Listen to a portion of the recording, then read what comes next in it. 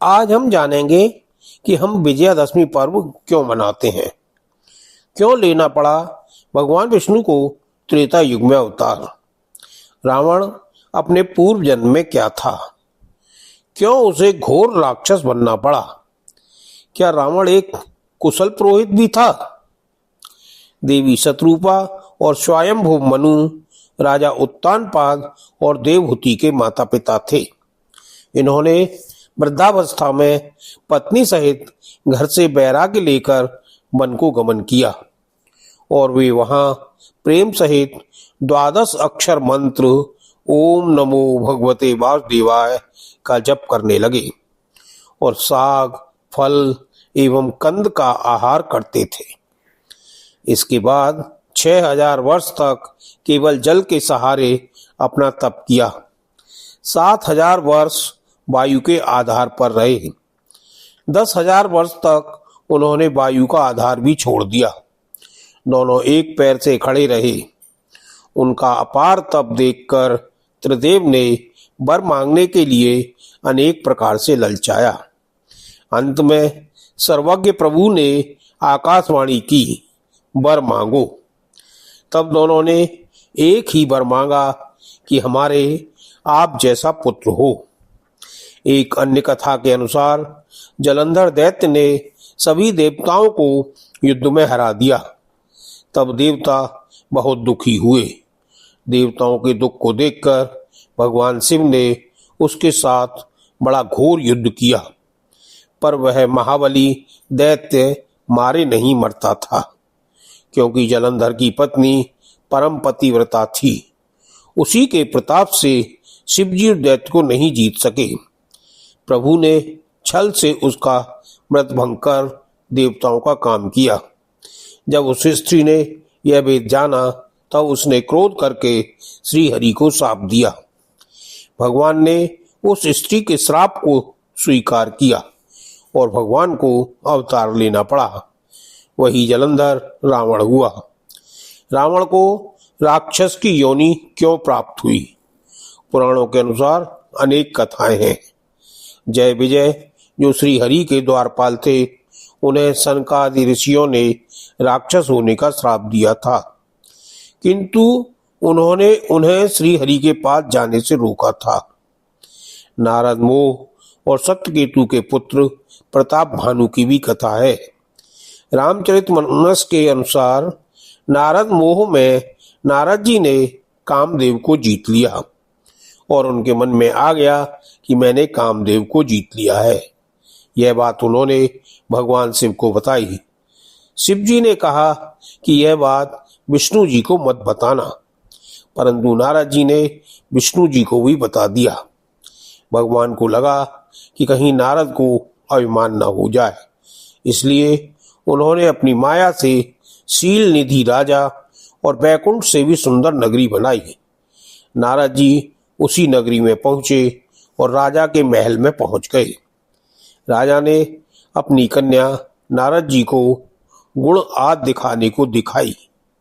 कन्या को देखकर नारद जी का वैराग्य खत्म हो गया और उससे शादी का मन हो गया। अब तो वह सुंदर रूप पाने के लिए विष्णु जी के पास गए। भगवान ने उन्हें बंदर का रूप दे दिया। स्वयंवर के समय नारद जी बार बार उचक उचक कर देख रहे थे कि राजकुमारी मेरे गले में माला डाल दे। शिव जी के गण जो ब्राह्मण वेश में थे, वे उन्हें देखकर हंस रहे थे। उन्होंने कहा, जाकर दर्पण में मुंह तो देख लो। जब नारद जी ने जल में जाकर मुंह देखा, उन गणों को श्राप दे दिया कि तुमने हमारी हंसी की, उसका फल चखो। और भगवान को श्राप दिया कि जिस शरीर को धारण कर तुमने मुझे ठगा है, तुम भी वही शरीर धारण करो। तुमने मेरा रूप बंदर का सा बना दिया था, इससे बंदर ही तुम्हारी सहायता करेंगे। तुमने मुझे स्त्री वियोग दिया, इससे तुम भी स्त्री वियोग में दुखी होगे।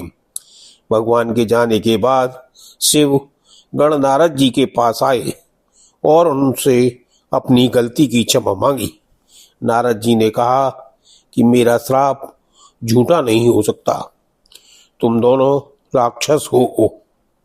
तुम्हें महान ऐश्वर्य और बल की प्राप्ति हो। तुम अपनी भुजाओं के बल से जब सारे संसार को जीत लोगे, तब भगवान विष्णु मनुष्य का अवतार लेंगे। युद्ध में श्री हरि के हाथ से तुम्हारी मृत्यु होगी, जिससे तुम मुक्त हो जाओगे और फिर संसार में जन्म नहीं लोगे। रामचरितमानस के ही अनुसार कैकय देश में सत्यकेतु का पुत्र प्रताप भानु एक चक्रवर्ती राजा था। उनसे पराजित राजा तपस्वी के वेश में वन में रहता था। एक बार प्रताप भानु शिकार करते हुए उसी वन में पहुंच गया। राजा रूपी तपस्वी ने उसे अपने भ्रम जाल में फंसा लिया। सुअर वेश में काल केतु था। उसके 100 पुत्र और 10 भाई थे, जो बड़े ही दुष्ट थे, किसी से न जीते जाने वाले और देवताओं को दुख देने वाले थे। ब्राह्मणों, संतों और देवताओं को दुखी देखकर राजा प्रताप भानु ने उन सबको पहले ही युद्ध में मार डाला था। काल केतु ने पिछला बैर याद करके राजा प्रताप भानु को जंगल में भटकाया था। पराजित राजा ने अपने विश्वास में लेकर राजा के यहाँ ब्राह्मणों को भोज कराया। उसमें छलकर अनेक प्रकार के पशुओं का मांस आदि परोसा गया। उसी समय काल केतुकृत आकाशवाणी हुई, हे ब्राह्मणों, उठ उठकर अपने घर जाओ।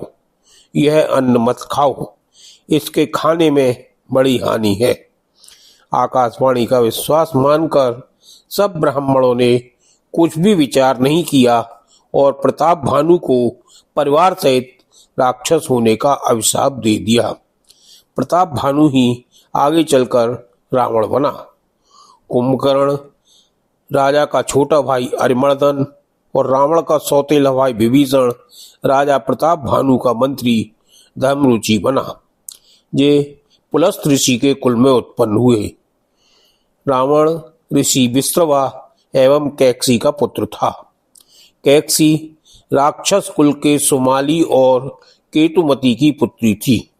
इसलिए रावण एक विद्वान पिता और राक्षसी माता की संतान थे, जिसके कारण उन्हें एक विद्वान और शक्तिशाली होते हुए भी राक्षसी प्रवृत्ति वाला माना जाता है।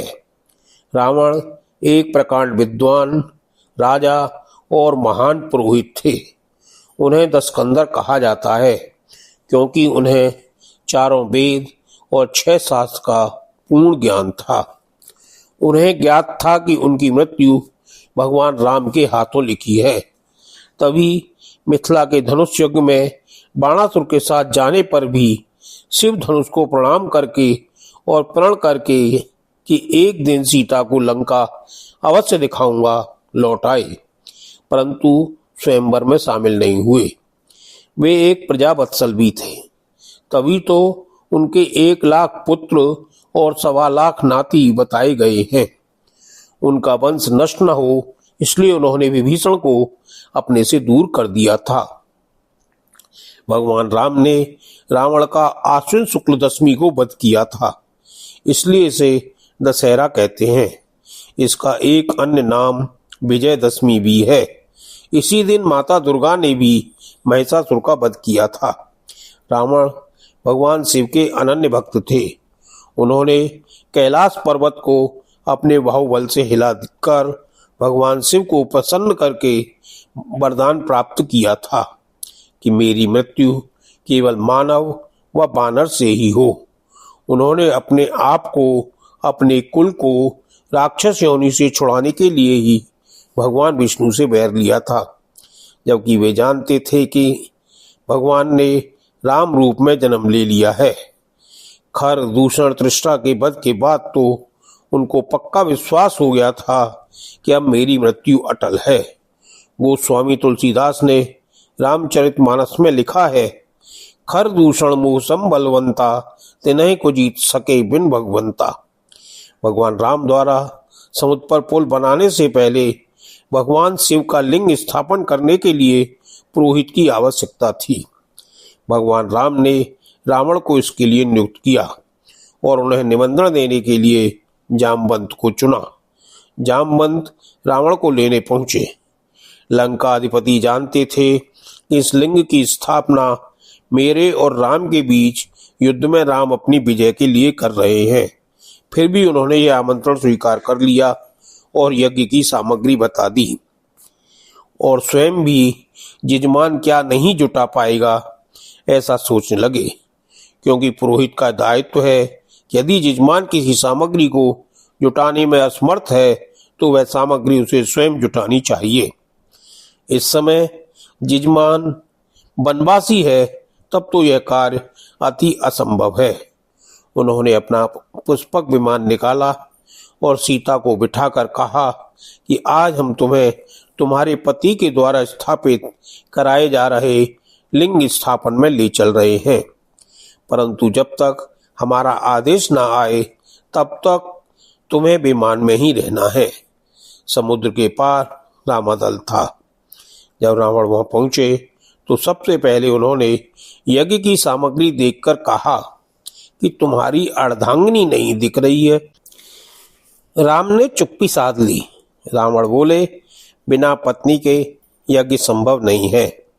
राम ने जब असमर्थता दिखाई तब वह बोले कि विमान में सीता है, आप उन्हें बुला लीजिए। इसके बाद यज्ञ प्रारंभ हुआ। राम ने रावण से यज्ञ में विजयी होने का वरदान मांगा। राम ने जब उन्हें दक्षिणा के लिए कहा तो रावण ने कहा कि क्योंकि तुमने विजयी होने का आशीर्वाद ले ही लिया है, अतः मुझे दक्षिणा में यह दें कि जब मेरी मृत्यु हो तब आप मेरे सामने हो और मैं निर्विघ्न आपके लोक विष्णु लोक जा सकूं। अगर आपको यह कथा अच्छी लगी हो तो वीडियो को लाइक करें, कमेंट में जय श्री राम लिखें और चैनल को सब्सक्राइब करना न भूलें। ऐसी ही और आध्यात्मिक कथाएं हम लाते रहेंगे। जय श्री राम।